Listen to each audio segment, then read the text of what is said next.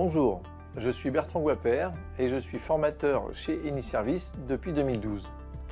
De formation analyste programmeur, je suis spécialisé dans les systèmes et réseaux Windows Linux. Depuis une dizaine d'années, je forme au quotidien des professionnels sur les technologies clients et serveurs Windows, ainsi que sur Azure. La formation que vous allez suivre s'adresse aux administrateurs système déjà familiarisés avec les environnements Windows Server qui souhaitent mettre en œuvre Windows Server 2016 ou 2019.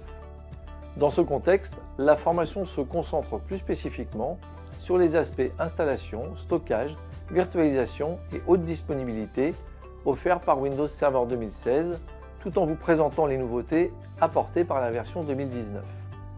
Nous commencerons par une partie liée à l'installation et au déploiement sous ses différentes formes, core, nano ou graphique, que ce soit par la méthode traditionnelle ou par le biais d'outils tels que WDS ou MDT. Nous continuerons par la gestion du stockage sous forme de disque physique ou virtuel, ainsi que sa mise en œuvre avec PowerShell, les poules de stockage ou ISC-SI. Nous aborderons ensuite la partie virtualisation avec la mise en œuvre d'Hyper-V. Nous étudierons les différentes fonctionnalités et nouveautés avant d'approfondir la mise en œuvre du stockage et du réseau et les différentes possibilités de création et de gestion des machines virtuelles. Nous traiterons ensuite des containers Windows et Docker, qu'ils soient directement implémentés sur le serveur ou via des machines virtuelles.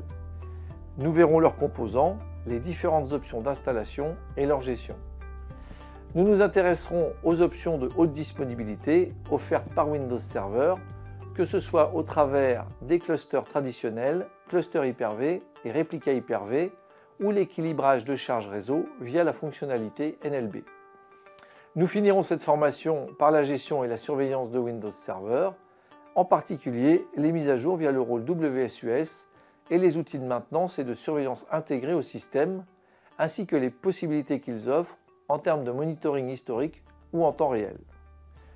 Tout au long de cette formation, quelques démonstrations que vous pourrez reprendre à votre rythme vous permettront de mettre en œuvre certaines notions étudiées.